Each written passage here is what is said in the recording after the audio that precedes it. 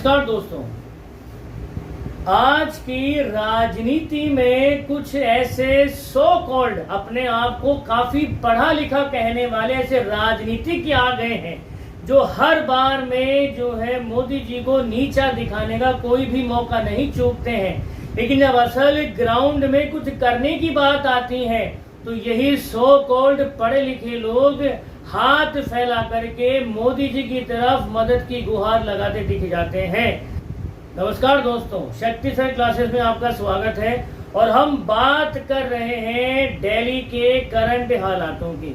देखिए, दिल्ली में इस समय जो गवर्नमेंट है वो अरविंद केजरीवाल जी की है और केजरीवाल जी ये कहते फिरते हैं कि वो बहुत पढ़े लिखे हैं और शायद इसी वजह से उनसे थोड़ी सी जेलसी रखते हैं। ऐसे 50 मौके आए हैं जब उन्होंने कोई मौका नहीं छोड़ा है हमारे respected prime minister Modi ji को किसी भी वे में नीचा दिखाने का।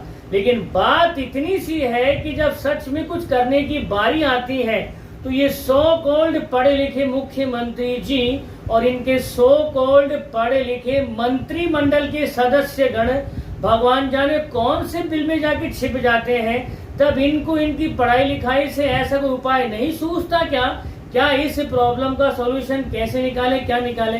लेटेस्ट करंट न्यूज ये है कि दिल्ली जो है बाढ़ की चपेट में है, दिल्ली डूब गई है।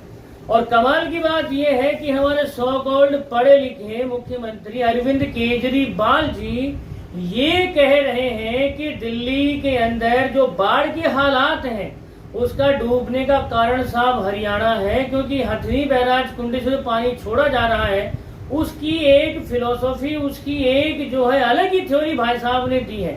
तो एक सीधी सिंपल क्लियर कट बात यह है कि आप तो पढ़े लिखे हैं भाई साहब, तो आपको इतना सा पता नहीं कि जब बरसात होगी तो सारा का सारा पानी जो आगे से आ रहा है वो हथनी बैराज कुंड में आता है और वहां से वो छोड़ा जाता है। तो जाहिर सी बात है पानी को रोका जा सकता नहीं है, वो तो आएगा ही आएगा।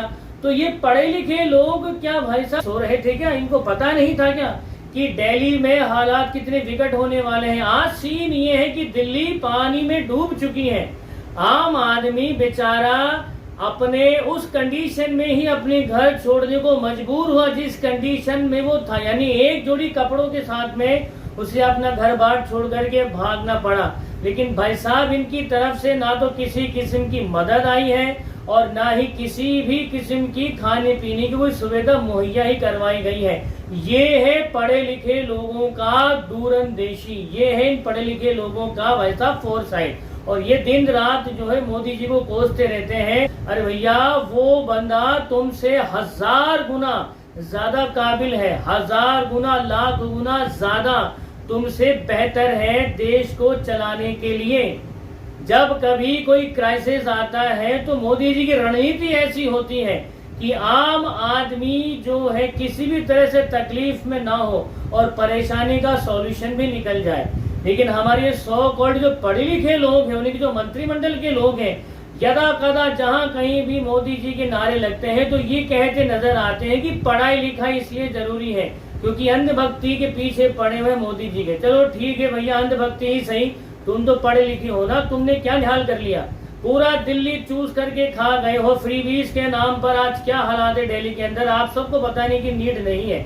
तो ये फ्री की रेवड़ियों के चक्कर में ना पड़े भाई साहब। ये फ्री के जो चोचले हैं आपको कहीं पर भी सुख देने वाले नहीं है। सबसे बड़ी गलतफहमी तो वोटर की यही है कि जिसे वो फ्री समझ रहा है वो बाद में उसके ऊपर पड़ने वाला एक्स्ट्रा बर्डन है। तो शायद दिल्ली की जनता तो ये समझ ही चुकी होगी, लेकिन एक नैरेटिव जो चलाया जाता है इस सो कॉल्ड पार्टी के द्वारा मोदी जी के अगेंस्ट में कि ये सारे के सारे लोग जो है इनसे इसलिए जलते हैं कि पढ़े लिखे हैं। अरे भाई, अगर तुम सच में कागज के शेर ना होकर के वास्तव में कुछ ऐसा कर सकते हैं जो लोगों के दिलों में आपके काम की शैली को कहीं न कहीं सराहता, तो आपको किसी को नीचा दिखाने की नीड ही नहीं पड़ती। याद रखिए, मुंह ऊपर करके चांद पर थूकने से चांद गंदा नहीं होता। और मोदी जी की सबसे खास बात यही है कि ऐसी छोटी छोटी बातों पर वो रिएक्ट नहीं करते हैं। उनके पास बहुत बड़े बड़े इश्यूज हैं सॉल्व करने के, और यही सबसे बड़ा बुनियादी फर्क है। एक सबसे बड़ी बात यह भी है कि आज की डेट में सब के सब लोग मोदी जी के पीछे क्यों पड़े हुए हैं, इसकी एक सिंपल सी क्लियर कट वजह मैं आपको बता देता हूँ। देखिए, मोदी जी एक कॉमन से घर से आए हैं, वो बिल्कुल ऐसे कॉमनर है जैसे मैं हूँ, जैसे आप हैं। तो एक साधारण घर से निकल कर के बंदा भारत के प्रधानमंत्री पद पर बैठ जाए, और सिर्फ बैठे ही नहीं, देश को एक महाशक्ति बनाने की दिशा में दिन रात लग जाए। और यही नहीं, वो लोग, वो पार्टियां, वो मंत्रीगण, वो सांसद जो अब से पहले अपने आप को, कानून को अपनी जेब में रख के चलते थे, अगर वही लोग कानून के उस पैरामीटर में नपते चले जाएं, तो जाहिर सी बात है ऐसा आदमी तो उनकी आंखों में खलेगा ही। तो शायद यही वजह है कि मोदी जी आज सभी की आंख की किरकिरी बने हुए हैं, क्योंकि कानून सबके लिए बराबर है, ये मोदी जी ने ही सिखाया है। एजेंसियां पहले पर्सनल फायदों के लिए इस्तेमाल की जाती थी, लेकिन प्रोपेगेंडा आज ऐसा चलाया जाता है कि मोदी जी साहब एजेंसियों का गलत इस्तेमाल कर रहे हैं। अरे भैया, किसी ने टैक्स नहीं भरा तो क्या एजेंसी उसकी आरती उतारेगी? अगर किसी के अगेंस्ट में क्राइम चार्जेस हैं तो क्या उसको थाने में बैठ करके चाय पिलाएगी? ऑब्वियसली एजेंसी जिस काम के लिए बनी है वही काम तो करेगी, और वही काम कर रही है। तो जो काम एजेंसियों का है और जो वो कर रही है, तो यही इनके पेट का दर्द है कि इतना ईमानदारी से न्यूट्रल काम क्यों कर रही है। तो ठीक रहा फोड़ा जाता है मोदी जी के ऊपर कि ये तो दुश्मनी साध रहे हैं। बात इतनी सी है कि इनको ये बात हजम ही नहीं हो रही कि ये सभी के सभी कानून के दायरे में आते हैं और कानून के हिसाब से ही चलना पड़ेगा। भला कैसे कोई कॉमनर, एक चाय वाला, देश के इतने ऊंचे पद पर बैठ गया, यही इनकी सबसे बड़ी प्रॉब्लम है। अब इनकी प्रॉब्लम है तो है, वो न सिर्फ देश के सर्वोच्च पद पर बैठे हैं, मोदी जी करोड़ों हिंदुस्तानी युवाओं के दिल में भी बैठे हुए हैं। और ये बात तय है, मोदी जी, मैं आपको आज अपने दिल की एक बात बताना चाहूंगा।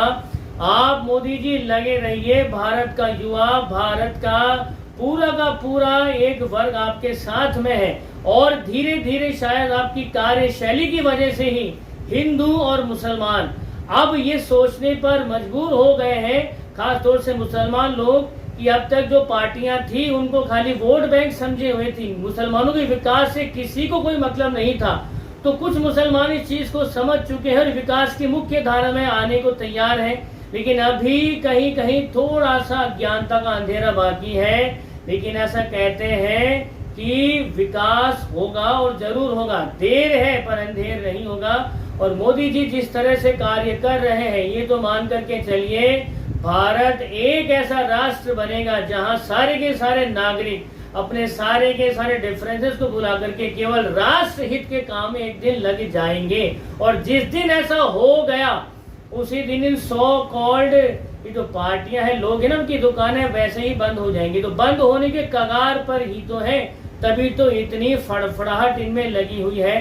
But it doesn't matter for Modi ji. Modi ji जो करते हैं वो तो करते ही हैं, और जो करेंगे वो करके ही रहेंगे, भले ही किसी को अच्छा लगे या बुरा, क्योंकि राष्ट्र हित सर्वोपरि है। देश पहले है, बाकी सब बाद में है। देश है तो हम हैं, और देश ही नहीं रहा तो हमारा क्या अस्तित्व है। और ये बात हमेशा ध्यान रखिएगा, राष्ट्र हित में अगर थोड़ा सा कष्ट भी पाना पड़ जाए तो उसमें हमें शंका नहीं करनी चाहिए। बस इन्हीं शब्दों के साथ मैं आज की इस क्लास को एंड करता हूँ। फिर मिलेंगे किसी और पॉलिटिकल और करंट अफेयर्स के हॉट टॉपिक पर एनालिसिस के साथ में। तब तक आप खुश रहिए, मुस्कुराते रहिए। जय हिंद, जय भारत, वंदे मातरम।